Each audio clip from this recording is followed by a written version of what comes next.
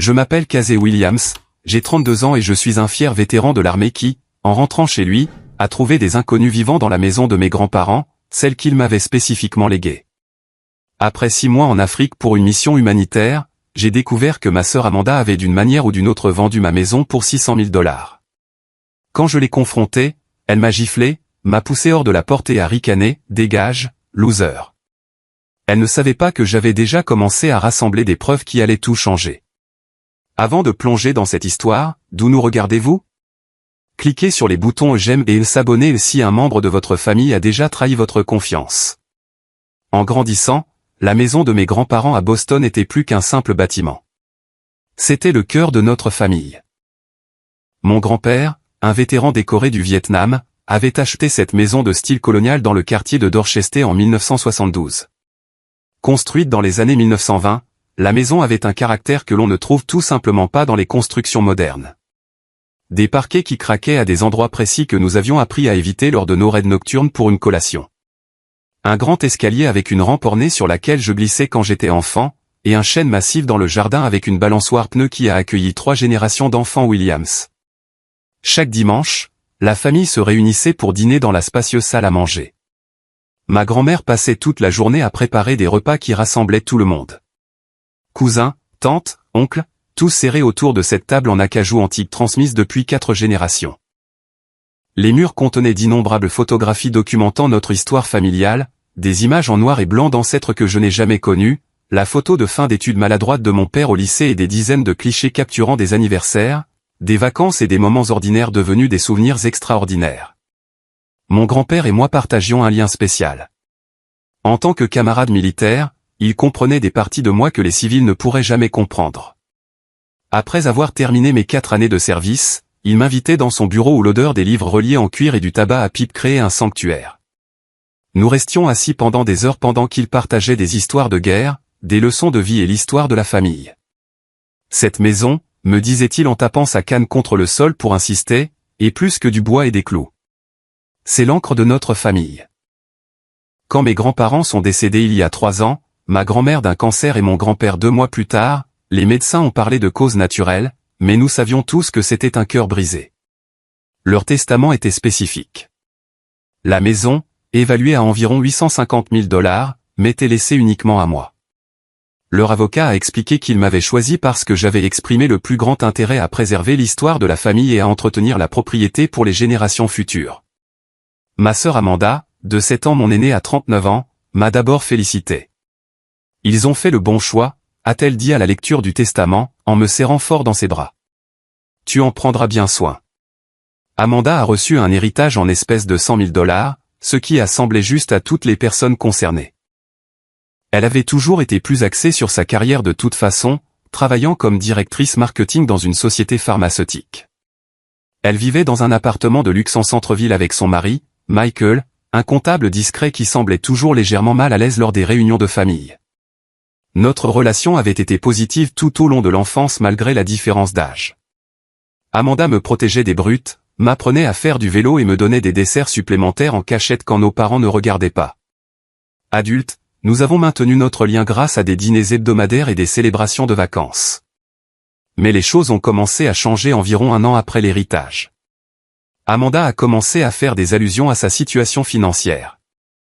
D'abord, c'était des commentaires désinvoltes sur le coût de la vie à Boston, puis des déclarations plus directes sur la réduction des effectifs dans l'entreprise de Michael. Bientôt, elle a commencé à demander à emprunter des sommes de plus en plus importantes. J'ai aidé quand j'ai pu, mais après lui avoir prêté $20 000 qui n'ont jamais été remboursés, j'ai dû fixer des limites. C'est à ce moment-là que j'ai remarqué le changement dans son attitude envers la maison. Ses commentaires sont devenus empreints de ressentiment. C'est un tel gâchis pour une seule personne. Ou, tu pourrais la vendre et nous pourrions tous les deux en bénéficier. J'ai maintenu ma position fermement mais gentiment. C'était le souhait de mes grands-parents et j'avais l'intention de l'honorer en gardant la maison dans la famille. Ce que je n'ai pas dit à Amanda, c'est que j'avais découvert des preuves de son problème de jeu, des relevés de cartes de crédit que Michael avait accidentellement laissés derrière lui lors d'une visite, montraient des frais massifs au Mohegan Sun et sur divers sites de paris en ligne. Il y a 6 mois, on m'a offert une opportunité que je ne pouvais pas refuser, rejoindre une mission humanitaire pour construire des écoles dans des communautés rurales en Tanzanie. En tant que spécialiste de la construction pendant mon service militaire, mes compétences étaient précieuses pour le projet, et après des années en zone de guerre, j'ai accueilli avec plaisir la chance de construire plutôt que de détruire. La mission devait durer 6 mois avec des options de communication minimales en raison des endroits reculés. Avant de partir, j'ai fait des préparatifs minutieux pour la maison. J'ai installé un système de sécurité complet avec surveillance par caméra auquel je pouvais accéder occasionnellement via Internet par satellite. Toutes les factures étaient réglées par prélèvement automatique sur mon compte. J'ai engagé un service de jardinage pour entretenir l'extérieur. Plus important encore, j'ai sécurisé tous les documents de valeur, y compris l'acte de propriété, dans un coffre-fort à ma banque. J'ai même laissé une lettre détaillée à mon avocat stipulant qu'en aucun cas la maison ne devait être vendue pendant mon absence. Pendant mon séjour en Afrique, Amanda m'a envoyé des SMS occasionnels quand j'avais du réseau. Je suis passé voir la maison, tout va bien, ou je suis passé arroser les plantes que tu avais oubliées. J'appréciais ce que je pensais être sa prévenance, ne soupçonnant jamais ce qui se passait réellement chez moi. Ces 6 mois en Tanzanie m'ont transformé. Travailler aux côtés des communautés locales, voir les visages des enfants s'illuminer à mesure que leurs nouvelles écoles prenaient forme. Cela a comblé un vide que je n'avais pas réalisé exister depuis que j'avais quitté l'armée. Au moment où je suis monté à bord de mon vol de retour pour Boston, j'étais excité non seulement de retourner à la maison de mes grands-parents, mais aussi d'apporter ce nouveau sens du but avec moi. J'imaginais organiser des événements communautaires dans le jardin, peut-être lancer un programme pour les vétérans. La maison deviendrait plus qu'un simple héritage familial. Elle serait une force pour le bien dans le quartier. Le vol de 16 heures n'a pas réussi à entamer mon moral. Je me suis même offert un taxi depuis l'aéroport de Logan plutôt que d'attendre les transports en commun. Retour à Dorchester, ai-je dit au chauffeur avec un sourire. Je suis parti trop longtemps. Le taxi s'est arrêté à l'adresse familière, mais quelque chose a immédiatement semblé clocher. Le vieux chêne, celui que mon grand-père avait décoré de guirlandes lumineuses chaque Noël pendant 50 ans, avait été réduit à une souche. La porte d'entrée, autrefois d'un bleu marine distingué, était maintenant peinte d'un rouge criard. Les parterres de fleurs qui mettaient autrefois en valeur les vivaces primées de ma grand-mère avaient été arrachés et remplacés par des roches de paysagisme générique. « Vous êtes sûr que c'est le bon endroit ?» a demandé le chauffeur de taxi, remarquant mon expression perplexe. « Je crois bien », ai-je balbutié, vérifiant l'adresse à 2 reprises. Les numéros correspondaient, mais cela ne pouvait pas être juste. Alors que je m'approchais de la porte d'entrée, bagage en main, un inconnu a répondu à mon coup. Une femme d'une trentaine d'années avec un bambin sur la hanche m'a regardé avec confusion.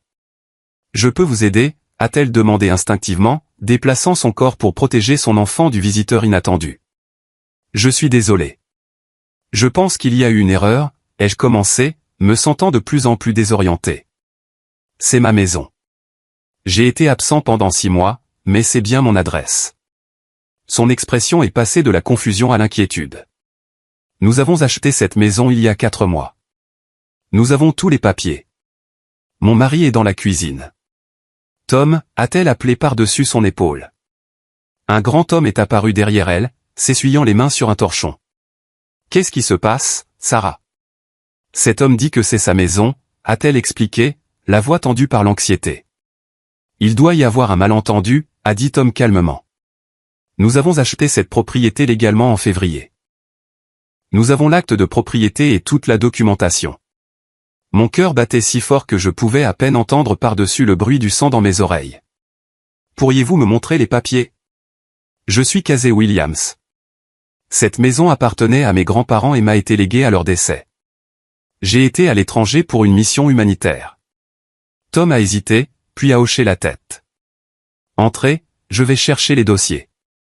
Je suis entré dans ce qui aurait dû être ma maison, mais qui était maintenant méconnaissable. Le papier peint vintage de l'entrée avait été arraché et remplacé par une peinture grise moderne. Le porte-manteau antique où mon grand-père accrochait son chapeau chaque soir avait disparu. Même l'odeur était différente, des produits de nettoyage inconnus au lieu de l'odeur persistante des biscuits à la cannelle de ma grand-mère. Tom est revenu avec un dossier et a étalé les documents sur ce qui était autrefois la table à manger en acajou chéri de ma grand-mère, maintenant remplacée par une pièce moderne avec un plateau en verre. L'acte de propriété montrait clairement le transfert de la propriété de Casey Williams à Thomas et Sarah Parker pour la somme de $600 000, daté du 15 février. C'est mon nom, ai-je dit en montrant la signature, mais ce n'est pas ma signature. Je n'ai jamais vendu cette maison. J'ai été en Afrique depuis janvier. Tom et Sarah ont échangé des regards inquiets. Nous avons travaillé avec une agente immobilière nommée Lisa Reynolds, a expliqué Sarah. Elle a dit que le propriétaire devait vendre rapidement car il déménageait définitivement à l'étranger. Nous ne vous avons jamais rencontré personnellement. Tout s'est fait par l'intermédiaire de votre sœur qui avait une procuration, Amanda Williams. La pièce a semblé basculer. Amanda avait vendu ma maison. En utilisant quelle procuration? La seule que j'ai jamais signée datait d'il y a des années, lorsque j'étais en déploiement et que j'avais besoin d'elle pour gérer un problème bancaire, qui avait été résolu quelques semaines après mon retour. C'est faux, ai-je réussi à dire. Cette maison n'a jamais été à vendre. Ma sœur n'avait aucune autorité pour la vendre. Nous avons une famille maintenant, a dit Sarah, sa voix tremblant alors qu'elle serrait son bambin plus fort. Nous avons vendu notre ancienne maison. Nous avons déjà investi 50 000 $ en rénovation. Tom a passé son bras autour de sa femme de manière protectrice.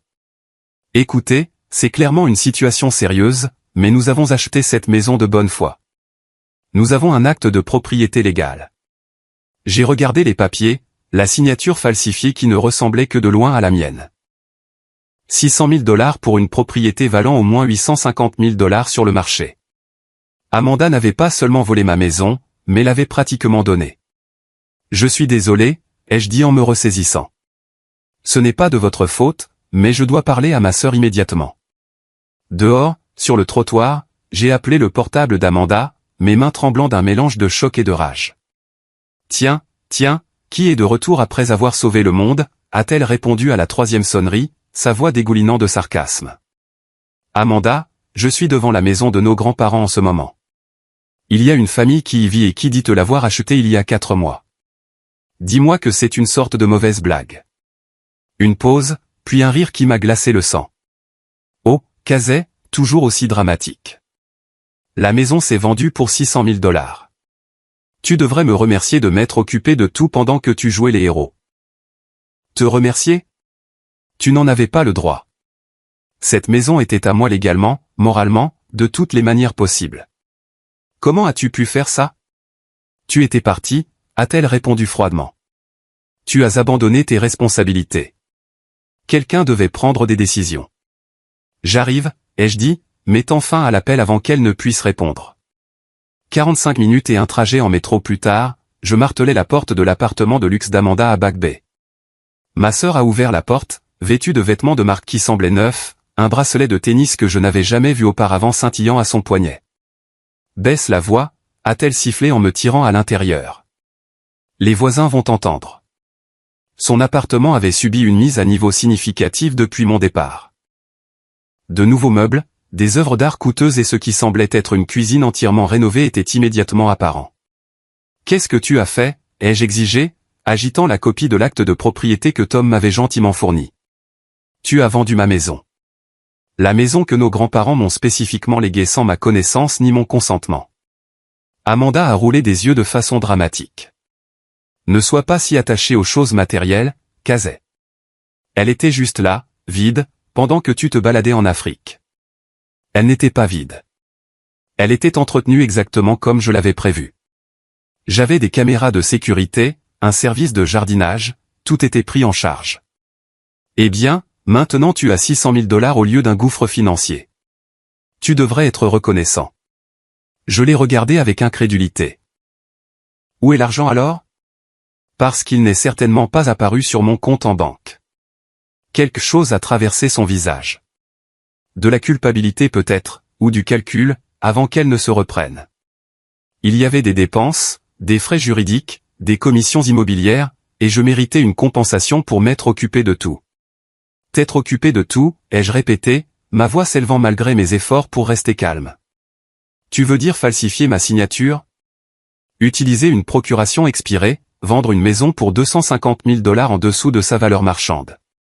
Le mari d'Amanda, Michael, est apparu de la chambre. Son expression était mal à l'aise. Il n'a pas croisé mon regard. Le marché fluctue, a dit Amanda d'un ton dédaigneux. Et cette vieille maison avait besoin d'au moins 100 000 $ de réparation. Comment oses-tu, ai-je dit en m'approchant d'elle. C'était la maison de nos grands-parents. Ils m'ont fait confiance pour la préserver, et tu le savais. Comment as-tu pu trahir non seulement moi, mais aussi leur mémoire? La gifle est partie sans prévenir. La main manucurée d'Amanda a frappé ma joue avec une force surprenante. N'ose pas remettre en question ma relation avec nos grands-parents. Ils m'ont toujours aimé davantage. Ils avaient juste pitié de toi après que l'armée t'ait bousillé. Je suis resté figé, ma joue me piquant alors qu'Amanda continuait sa tirade. Tu te crois si spécial parce que tu es allé à la guerre, parce que tu construis des écoles pour des enfants pauvres en Afrique. Pendant ce temps, j'ai été ici à gérer la vraie vie, les factures, les responsabilités, les attentes sociales. Cet héritage aurait dû être partagé équitablement. Amanda. Intervint doucement Michael. Peut-être qu'on devrait. Tais-toi, Michael. A-t-elle lancé sèchement avant de se tourner vers moi. Tu devais apprendre que le monde ne tourne pas autour de Casey Williams. J'avais besoin de cet argent. Tu le méritais pourquoi, ai-je demandé. Des dettes de jeu, de nouveaux vêtements, la rénovation de ton appartement déjà cher. Ses yeux se sont légèrement écarquillés. J'avais touché un point sensible. Sors, a-t-elle dit en me poussant vers la porte avec les deux mains. Sors de chez moi, espèce de loser moralisateur. De toute façon, tu ne peux rien prouver. Alors qu'elle me poussait dans le couloir, j'ai aperçu une dernière fois le visage de Michael. Il avait l'air honteux, évitant mon regard tandis qu'Amanda claquait la porte. Seul dans le couloir, tout le poids de ce qui s'était passé s'est abattu sur moi. J'étais sans abri. La maison qui avait appartenu à notre famille depuis des générations, le seul endroit où je me sentais connecté à mes grands-parents, avait été vendue sous mon nez. Et ma propre sœur, la personne qui m'avait appris à faire mes lacets et m'avait défendu contre les brutes, avait été celle qui avait tout pris. Je me suis enregistré dans un hôtel voisin en utilisant la carte de crédit d'urgence que je gardais pour des situations que je n'aurais jamais imaginé inclure le vol par ma propre sœur. Assis sur le bord du lit d'hôtel générique, je me suis accordé 10 minutes pour ressentir la perte dévastatrice. Puis, l'entraînement militaire reprenant le dessus, j'ai commencé à planifier ma contre-attaque. Le lendemain matin, après une nuit de sommeil agité, j'ai appelé la seule personne en qui je savais que je pouvais avoir confiance, Jake Sullivan, mon meilleur ami depuis la 3e année et maintenant avocat en droit immobilier dans un prestigieux cabinet d'avocats de Boston. Nous étions restés en contact pendant mon séjour en Afrique, et j'avais reçu des emails occasionnels avec des nouvelles de ses fiançailles avec sa petite amie de longue date et de leur nouveau chiot. Casey, tu es de retour. La voix de Jake était chaleureuse et sincèrement heureuse. Quand es-tu arrivé? Hier, ai-je répondu, et je suis tombé dans un cauchemar. As-tu du temps pour qu'on se voie aujourd'hui? C'est urgent. Quelque chose dans mon ton a dû transmettre la gravité de la situation, car Jake a immédiatement libéré son emploi du temps. Viens à mon bureau à 11 heures. Quoi que ce soit, nous trouverons une solution. Le bureau d'angle de Jake au 20e étage d'un gratte-ciel du centre-ville offrait une vue spectaculaire sur le port de Boston, mais je l'ai à peine remarqué alors que j'exposais les détails choquants de ce qui s'était passé pendant mon absence. Pendant que je parlais, l'expression de Jake est passée de la confusion à l'incrédulité, puis à une colère froide. Laisse-moi voir si j'ai bien compris, a-t-il dit quand j'ai eu fini. Amanda a vendu ta maison en utilisant une procuration datant d'il y a quoi, 5 ans, quand tu étais en déploiement? J'ai hoché la tête. C'était pour un problème bancaire spécifique. Je l'ai révoqué à mon retour. Jake tapait déjà sur son ordinateur. As-tu déposé la révocation auprès du registre foncier? Mon cœur s'est serré. Je ne suis pas sûr. La banque a dit qu'elle s'occuperait de tout. C'est peut-être notre premier problème, a dit Jake. Mais même si la procuration était techniquement encore valide, elle devrait spécifiquement accorder le pouvoir de vendre des biens immobiliers. La plupart des procurations standards n'incluent pas cela. Il a tourné son écran pour me montrer une recherche dans une base de données. L'agente immobilière de cette transaction était Lisa Reynolds. Je la recherche maintenant. Après quelques clics, Jake a laissé échapper un sifflement bas. Eh bien, c'est intéressant. Lisa Reynolds et Amanda Williams ont toutes deux fréquenté l'université Northeastern de 2004 à 2008. Elles étaient sœurs de sororité. Donc, la colocataire d'université d'Amanda l'a aidé à vendre ma maison, ai-je dit, les pièces commençant à s'assembler. Nous devons rassembler plus de preuves, a dit Jake, son attitude professionnelle prenant le dessus. Commençons par le bureau du greffier du comté pour obtenir des copies officielles de tous les documents relatifs à la propriété. Ensuite, nous devrions parler au notaire qui a validé les signatures. Je vais aussi chercher où est passé l'argent. Les 3 jours suivants ont été un tourbillon d'enquête. Au bureau du greffier du comté, nous avons obtenu des copies de l'acte de transfert de propriété, de la procuration apparemment toujours valide et des documents de clôture, tous portant ce qui semblait être ma signature, mais avec des différences subtiles. Seule une personne familière avec mon écriture les remarquerait. Le notaire, une jeune femme nommée Brittany travaillant dans un magasin d'expédition, est devenue nerveuse lorsque Jake s'est identifié comme avocat. Je me souviens de cette transaction, a-t-elle dit en se tordant les mains. Une femme est venue avec les documents déjà signés. Elle a dit que son frère, ce serait vous, je suppose, avait tout signé mais avait oublié de le faire notarier avant de quitter le pays. Avez-vous demandé une pièce d'identité, a demandé Jake. Brittany a hoché la tête. Elle m'a montré sa pièce d'identité, Amanda Williams, et a dit qu'elle avait une procuration. Elle avait le document avec elle. Je n'ai pas vu Casey Williams en personne. Jake a échangé un regard avec moi. Saviez-vous que c'est illégal? Un notaire doit être témoin de la signature. La couleur a quitté le visage de Brittany. Je ne savais pas. Elle avait l'air si professionnelle, et elle a dit que c'était urgent. Avec la déclaration écrite de Brittany en main, nous sommes passés à la recherche de la piste de l'argent. Jake a utilisé les ressources de son cabinet pour obtenir les registres de la transaction. 600 000 $ avaient bien changé de main. 550 000 $ sur le compte personnel d'Amanda, pas un compte joint avec Michael, a d'abord noté Jake, et 50 000 $ à Lisa Reynolds. 50 000 $, c'est une commission très généreuse sur une vente de 600 000 $, a observé Jake. Le taux standard serait plus proche de 18 000 $.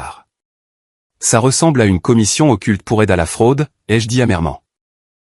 L'expression de Jake était sombre alors qu'il me montrait la découverte suivante, des relevés bancaires révélant qu'Amanda avait déjà dépensé plus de 200 000 $ en seulement 4 mois. Des retraits au casino Mohegan Sun. Un nouveau SUV Mercedes acheté comptant. Un voyage de 30 000 $ aux Maldives. Plusieurs paiements importants à des sociétés de cartes de crédit. Elle le dépense à toute vitesse, a dit Jake. Si nous n'agissons pas rapidement, il ne restera peut-être plus rien à récupérer.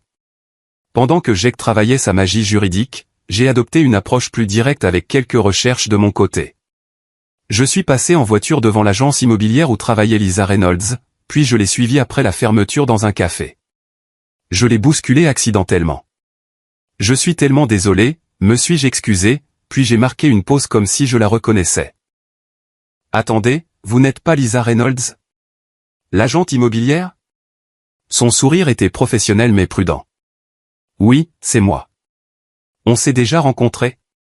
Non, mais ma sœur Amanda Williams parle très bien de vous.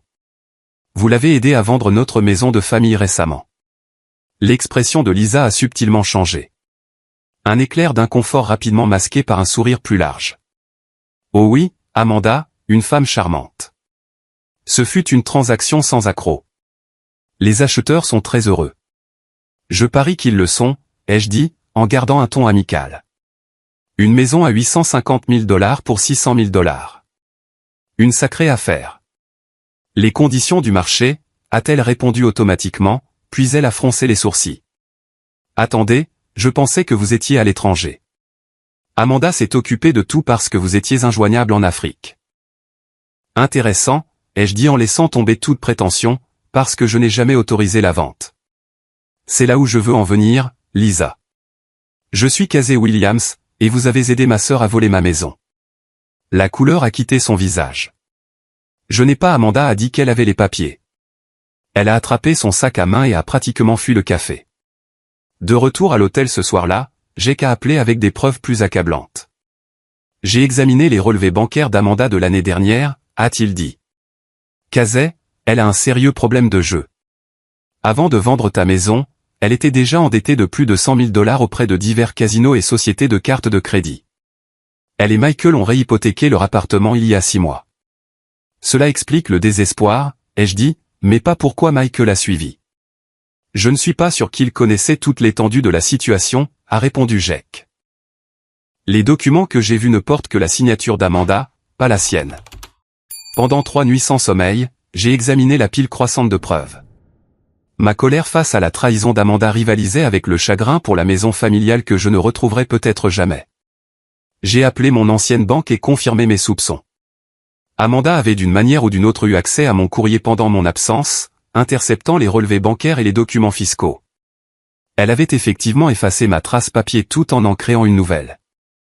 J'ai également tenu à rendre visite à Tom et Sarah, les acheteurs innocents maintenant pris dans ce pétrin. Ils m'ont accueilli avec prudence dans ce qui avait été ma maison, et nous nous sommes assis dans ce qui était autrefois le bureau de mon grand-père, maintenant une chambre d'enfant pour leur fils en bas âge. Nous voulons que vous sachiez que nous avons acheté cette maison de bonne foi, a dit Tom. Nous n'avions aucune idée qu'il y avait quoi que ce soit de suspect. Je vous crois, les ai-je assurés. Ce n'est pas de votre faute. Ma sœur et sa complice ont profité de tout le monde. Sarah berçait doucement son bébé. Que va-t-il se passer maintenant? C'est notre maison. Nous y avons mis tout ce que nous avions. Je n'avais pas de réponse facile pour eux.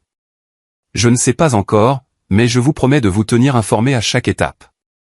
Vous êtes aussi des victimes dans cette affaire. En partant, j'ai remarqué la souche du vieux chêne dans le jardin. Pourquoi l'arbre a-t-il été abattu, ai-je demandé. Il avait une maladie, a expliqué Tom. L'arboriculteur a dit que c'était un danger pour la sécurité. Un autre mensonge d'Amanda, ai-je réalisé.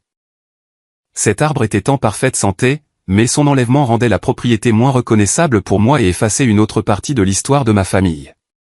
Le 5e jour de mon enquête, Jake a organisé une rencontre avec Richard Martinez, un avocat pénaliste spécialisé dans les affaires de fraude.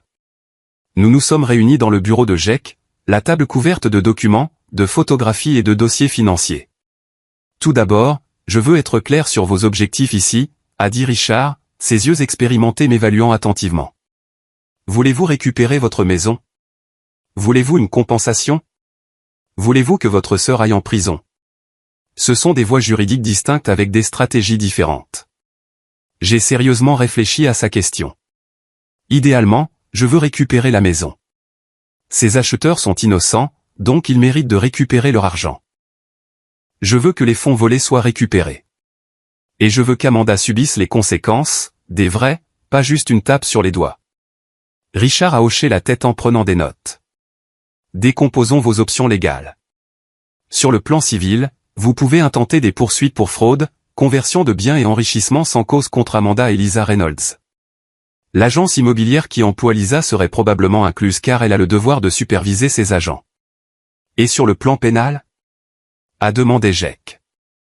D'après ce que vous m'avez montré, a poursuivi Richard, il y a plusieurs violations pénales graves.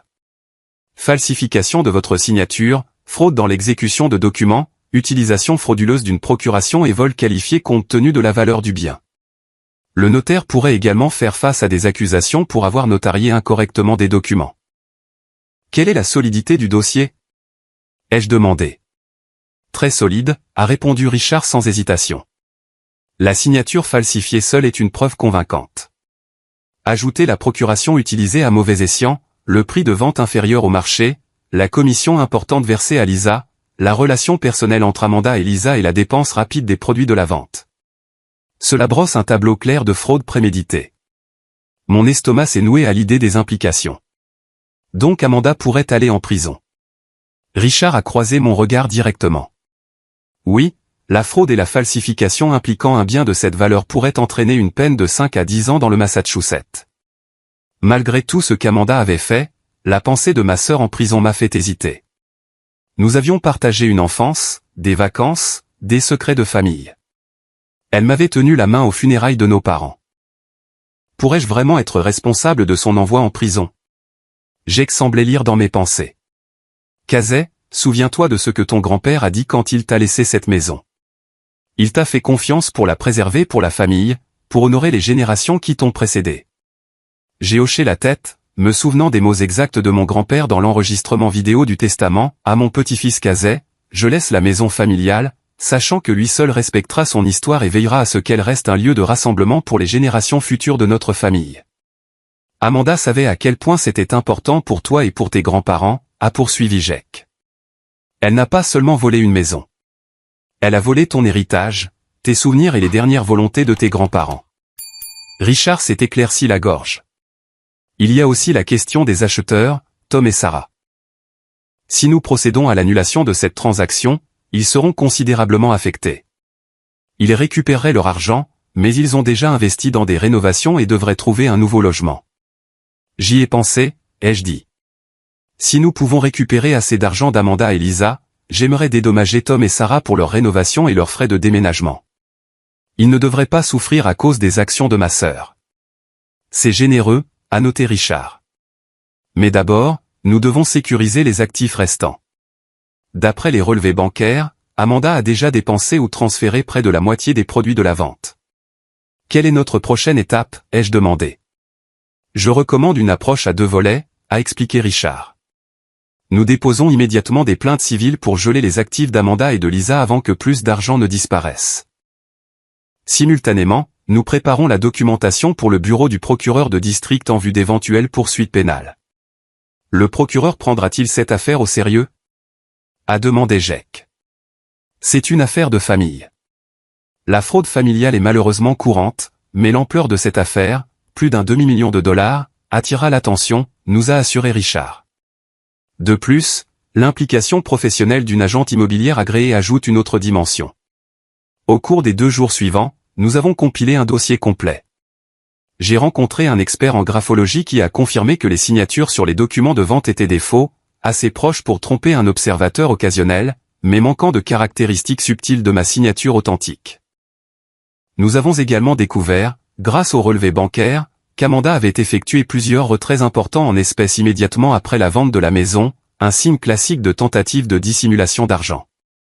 Plus troublant encore, Jake a découvert des preuves de la dépendance au jeu d'Amanda qui étaient bien pires que ce que j'avais imaginé.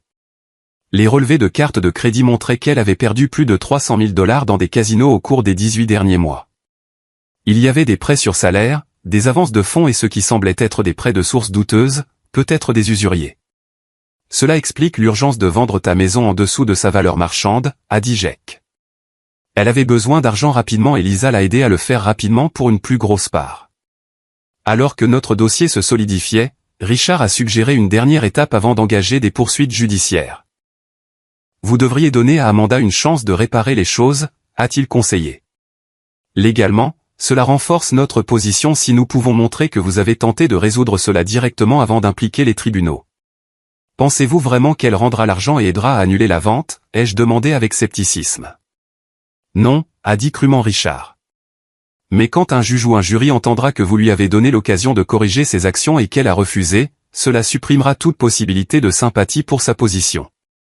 J'ai accepté l'approche et j'ai appelé Amanda. L'appel est allé directement à la messagerie vocale. J'ai laissé un bref message. Amanda, nous devons parler de la situation de la maison. Il y a un moyen de régler ça sans que les choses n'empirent. S'il te plaît, retrouve-moi demain au Café Nero sur Washington Street à 10 h. C'est ton occasion de réparer les choses. Cette nuit-là, dans ma chambre d'hôtel, j'ai regardé de vieilles photos de famille sur mon téléphone. Il y avait Amanda à ma remise de diplôme du lycée, rayonnante de fierté. Amanda et moi construisant un bonhomme de neige pendant le blizzard de 2005. Amanda me réconfortant après mon premier déploiement quand les cauchemars me tenaient éveillé. Qu'était-il arrivé à cette personne? L'argent et la dépendance avaient-ils complètement consumé la sœur qui m'avait autrefois protégé du monde? Et étais-je préparé aux conséquences de l'avalanche juridique que j'étais sur le point de déclencher? Le Café Nero était bondé par l'affluence matinale quand je suis arrivé 15 minutes en avance pour la réunion. Jake est venu avec moi, portant une mallette contenant des copies de toutes nos preuves. Nous avons choisi une table dans le coin arrière, positionnée de manière à voir l'entrée. « Es-tu prêt pour ça ?» a demandé Jake pendant que nous attendions, en remuant son café. « Aussi prêt que je ne le serai jamais », ai-je répondu, bien que j'ai l'estomac noué. À 10 h précises, Amanda est entrée, accompagnée de Michael et de Lisa Reynolds. Amanda avait l'air impeccable, comme toujours, des lunettes de soleil de créateur perchées sur sa tête, mais j'ai remarqué la tension dans sa posture. Michael paraissait hagard, avec des cernes sous les yeux. Lisa regardait nerveusement autour d'elle comme si elle s'attendait à être prise en embuscade.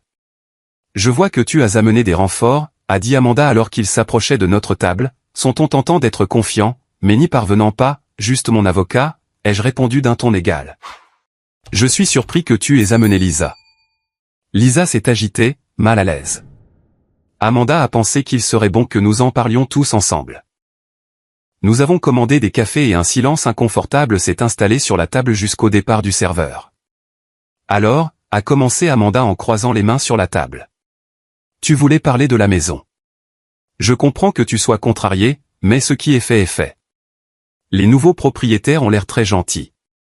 J'ai étudié le visage de ma sœur, cherchant la moindre trace de remords ou de reconnaissance de l'ampleur de sa trahison. N'en trouvant aucune, j'ai ouvert un dossier que Jake avait préparé. Soyons clairs sur ce qui s'est passé, Amanda. Tu as falsifié ma signature sur plusieurs documents juridiques. Tu as utilisé à mauvais escient une procuration expirée. Tu as vendu ma maison pour 250 000 $ en dessous de sa valeur marchande pour accélérer la vente. Tu as conspiré avec Lisa pour créer une transaction frauduleuse et tu as gardé tous les produits de la vente pour toi. Ce n'est pas, a commencé Lisa, mais Amanda l'a fait taire d'un regard vif. Tu as abandonné la maison, a rétorqué Amanda. Tu es parti jouer les héros en Afrique sans aucune considération pour ce qui se passait ici. J'avais pris des dispositions complètes pour la maison, ai-je répondu. Système de sécurité, paiement des factures, entretien, tout était géré. Tu le savais. La procuration était valide, a insisté Amanda. Tu l'as signé pour un problème bancaire spécifique il y a 5 ans, ai-je dit. Pas pour vendre des biens immobiliers et certainement pas après qu'elle ait été révoquée. Michael a parlé pour la première fois, sa voix basse. Amanda, peut-être qu'on devrait juste. Pas maintenant, Michael, a claqué Amanda avant de se tourner vers moi. Qu'est-ce que tu veux exactement, Casey? La maison est vendue. L'argent a été investi. Il n'y a aucun moyen de revenir en arrière. J'ai posé 3 documents sur la table. Ce sont des relevés bancaires montrant que tu as dépensé plus de 200 000 $ dans des casinos au cours des 4 derniers mois seulement. Ce n'est pas investir l'argent, Amanda. C'est le flamber pour nourrir ta dépendance au jeu, les yeux de Lisa se sont écarquillés. Elle n'était clairement pas au courant de cet aspect de la situation. Mes décisions financières ne te regardent pas, a dit froidement Amanda. Elles sont devenues mes affaires quand tu m'as volé, ai-je répondu. Voici ce qui va se passer. Tu vas rendre chaque centime des produits restants de la vente de la maison. Tu vas coopérer pour annuler la transaction afin que Tom et Sarah récupèrent leur argent et que je récupère ma propriété. Et tu vas entrer en traitement pour ta dépendance au jeu, Amanda Harry, un son cassant et forcé. Ou quoi? Tu vas me poursuivre en justice? Je suis ta sœur. En fait, intervint Jake en faisant glisser un document sur la table. Nous avons déjà préparé à la fois des plaintes civiles et une documentation pour le procureur de district. Falsification, fraude et vol qualifié impliquant un bien évalué à plus de 250 000 $. Cela entraîne une peine potentielle de 5 à 10 ans dans une prison d'État du Massachusetts. La couleur a quitté le visage d'Amanda. Tu n'oserais pas, a-t-elle murmuré. Je ne veux pas, ai-je dit honnêtement. Mais tu ne m'as laissé aucun choix. C'est ta seule occasion de réparer les choses sans poursuite pénale. Lisa s'est levée brusquement. Je dois parler à mon avocat. Je n'étais au courant d'aucune falsification. Amanda m'a dit que vous aviez tout approuvé. Assieds-toi, a sifflé Amanda en attrapant le poignet de Lisa. Il bluffe. Casey n'a pas le cran d'envoyer sa propre sœur en prison. J'ai rencontré le regard d'Amanda avec fermeté. Tu ne me connais plus, Amanda. Le frère qui te protégeait à tout prix a disparu quand tu as trahi la mémoire de nos grands-parents et volé mon héritage. Amanda, a dit Michael, sa voix plus forte maintenant. Combien as-tu vraiment perdu au jeu? Tu m'as dit que c'était juste quelques milliers. La façade a commencé à se fissurer. Le maquillage parfait d'Amanda ne pouvait cacher la peur maintenant évidente dans ses yeux. Vous ne comprenez pas la pression que j'ai subie, a-t-elle dit, sa voix s'élevant. Les dettes, les gens qui me menaçaient. J'avais besoin de cet argent. Alors, tu m'as volé, ai-je demandé. Ton propre frère? La maison n'était pas juste une propriété, Amanda. C'était l'histoire de notre famille. C'était tout ce qu'il me restait de nos grands-parents. Oh, épargne-moi tes conneries sentimentales, a claqué Amanda, sa vulnérabilité momentanée remplacée par la colère. Grand-mère et grand-père sont morts. C'est juste une maison. Michael la regardait comme s'il la voyait pour la première fois. Amanda, qu'est-ce que tu as fait? Ce que je devais faire, a-t-elle crié, faisant se retourner les clients voisins. Personne d'autre n'allait m'aider. Pas toi avec ton salaire de comptable pathétique. Pas mes parents inutiles qui ne nous ont laissé que des bagages émotionnels. Et certainement pas mon frère plus sain que les saints qui préfèrent sauver des étrangers en Afrique plutôt que d'aider sa propre sœur. Jake a fait glisser un autre document vers l'avant. Ceci est un accord de règlement.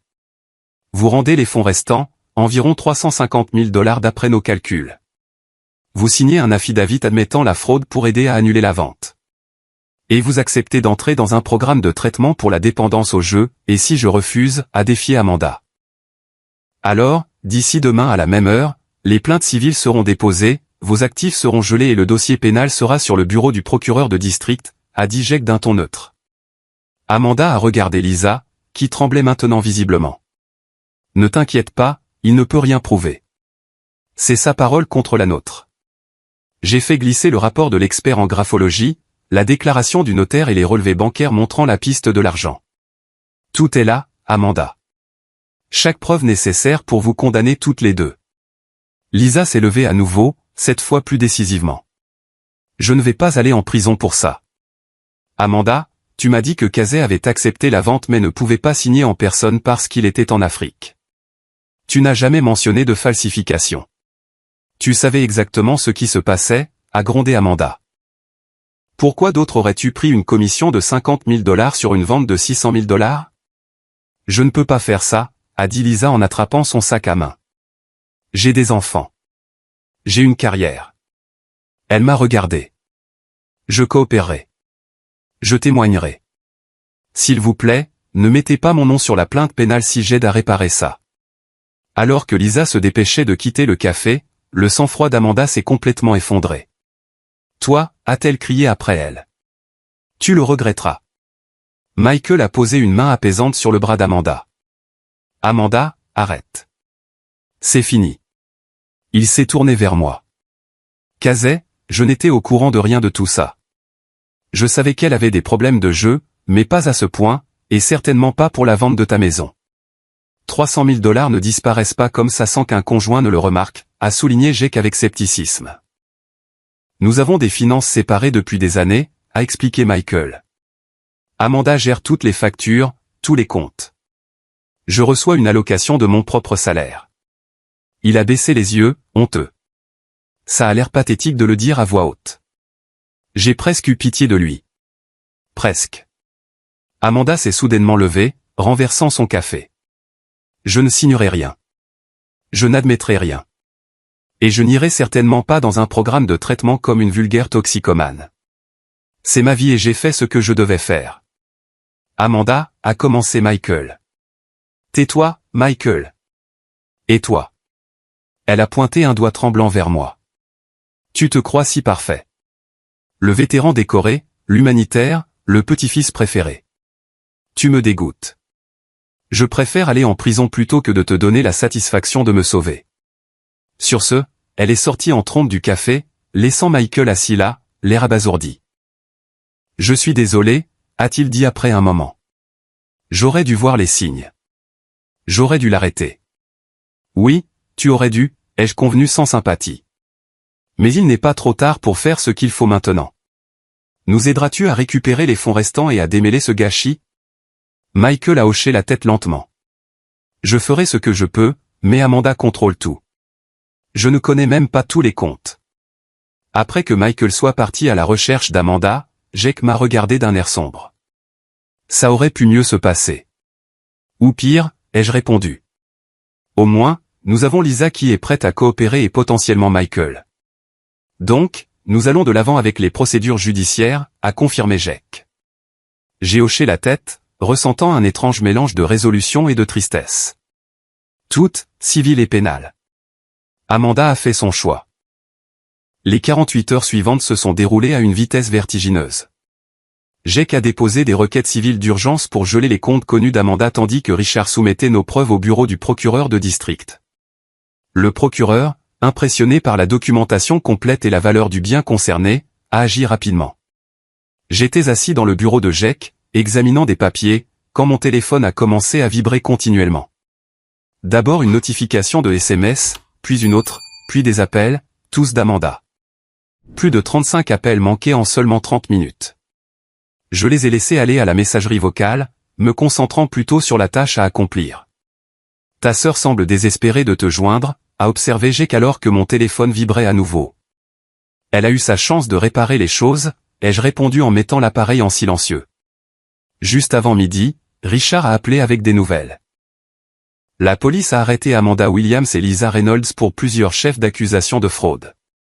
Elles sont en cours de traitement maintenant et l'audience de mise en accusation aura lieu demain matin. J'ai ressenti un étrange vide à cette nouvelle. C'était ce que nous voulions, ce qu'Amanda méritait. Mais la réalité de voir ma sœur arrêtée, ses empreintes prises, photographiées, placées dans une cellule m'a frappé plus durement que prévu. Et Michael, ai-je demandé. Il le traite comme un témoin pour le moment, pas comme un complice, a expliqué Richard. Sa coopération a été utile. Il a fourni l'accès à des dossiers financiers supplémentaires, montrant qu'Amanda avait des dettes de jeu dépassant les 400 000 $. L'ampleur de la dépendance d'Amanda était stupéfiante.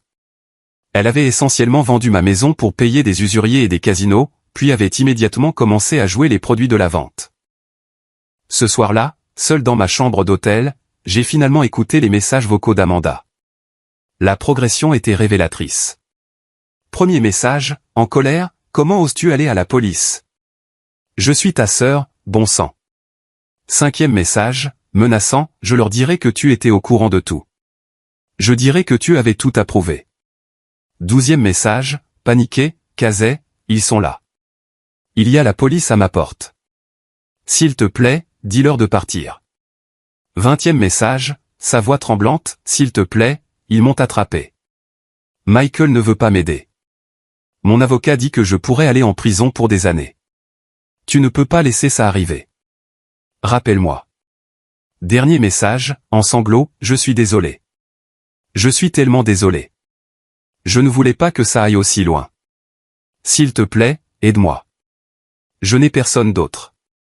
Je suis resté assis dans le noir, ces supplications résonnant dans mes oreilles. Une partie de moi voulait rappeler, offrir du réconfort malgré tout ce qu'elle avait fait.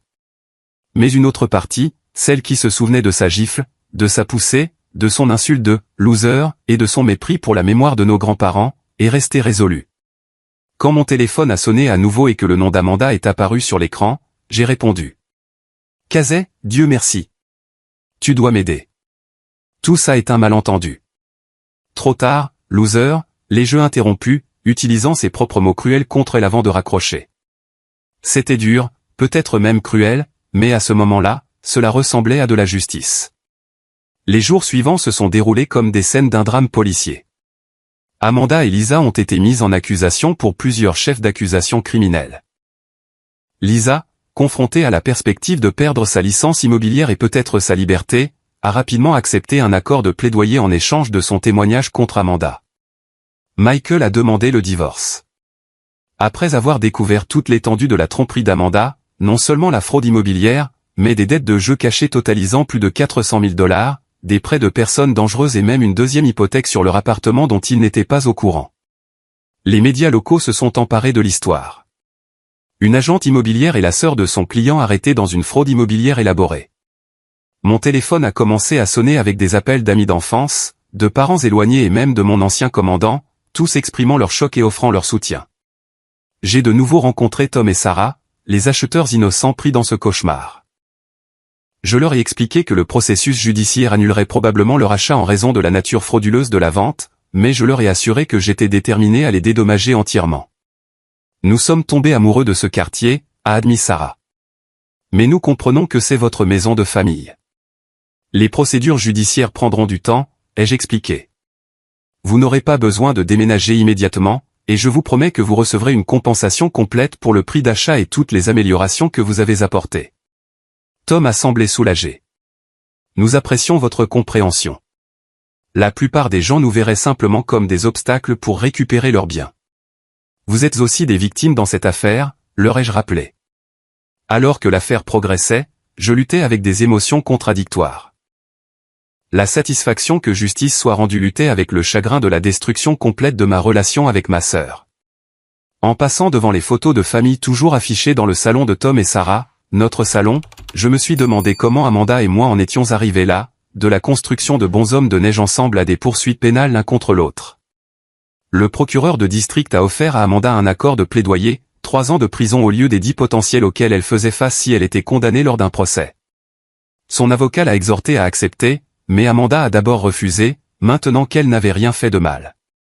La réalité l'a finalement rattrapée lorsque sa caution a été révoquée après que des preuves aient émergé qu'elle prévoyait de fuir le pays.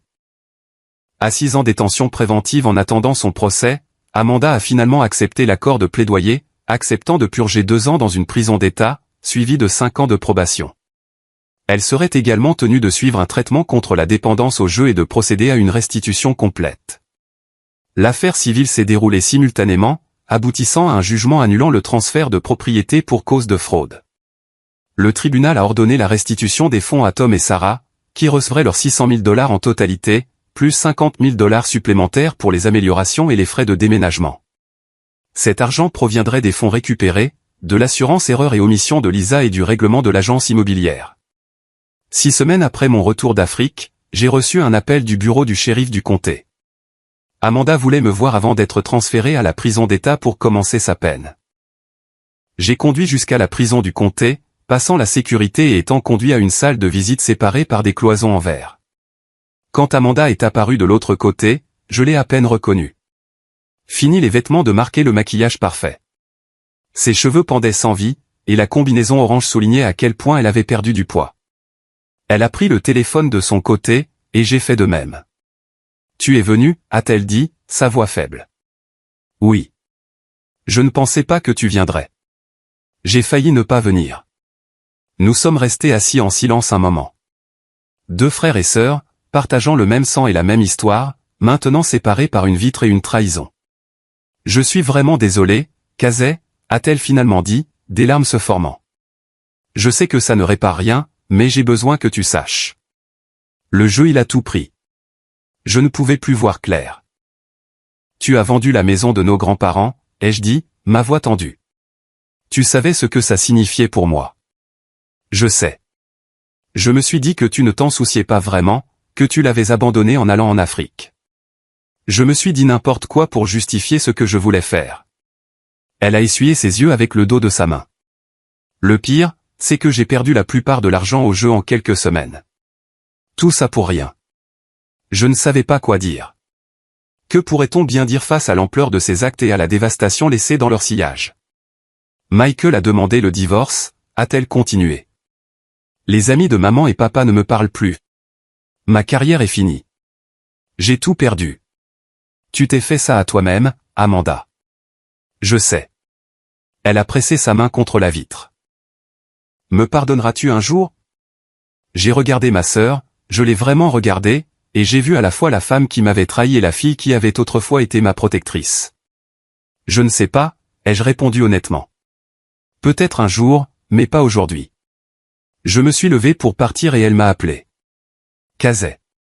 La maison. La garderas-tu maintenant? Je me suis retourné. Oui. C'est là que j'appartiens. En sortant de la prison, j'ai ressenti un étrange mélange de justification et de vide. Amanda purgerait sa peine. Je récupérerais ma maison. Justice avait été rendue. Pourtant, le prix avait été la destruction complète de notre famille. Ce qu'il en restait après le décès de nos parents. Il n'y avait pas de véritable victoire ici, seulement la satisfaction sinistre de m'être défendu contre quelqu'un qui n'aurait jamais dû devenir mon adversaire. 6 mois plus tard, par une fraîche journée d'automne, je me tenais dans le jardin de la maison de mes grands-parents. Ma maison, à nouveau, regardant Tom et Sarah charger leurs dernières affaires dans un camion de déménagement. Le processus judiciaire avait pris du temps, mais finalement, les tribunaux avaient annulé la vente frauduleuse, restauré ma propriété et veillé à ce que Tom et Sarah reçoivent une compensation complète. Nous avons trouvé un super endroit à Jamaïca plein, m'a dit Sarah en me remettant les clés. C'est en fait plus près du travail de Tom. Je suis content que les choses se soient arrangées, ai-je dit sincèrement. Et je suis désolé que vous ayez été pris au milieu de ce gâchis. Tom m'a serré la main. Sans rancune. Honnêtement, après tout ce que nous avons appris sur la façon dont cet endroit a été vendu, nous ne nous serions pas sentis bien de rester. Après leur départ, je suis resté seul sur le porche, clé en main, face à la porte rouge qu'ils avaient peinte. Ma première tâche serait de la repeindre en bleu marine, comme mon grand-père l'avait toujours gardée. J'ai déverrouillé la porte et je suis entré. La maison était différente maintenant. Des mises à jour modernes, une nouvelle peinture, des meubles différents. Le papier peint vintage de l'entrée avait disparu. Les parquets d'origine avaient été recouverts de stratifis flottants contemporains, et les moulures classiques avaient été retirées pour un look plus épuré.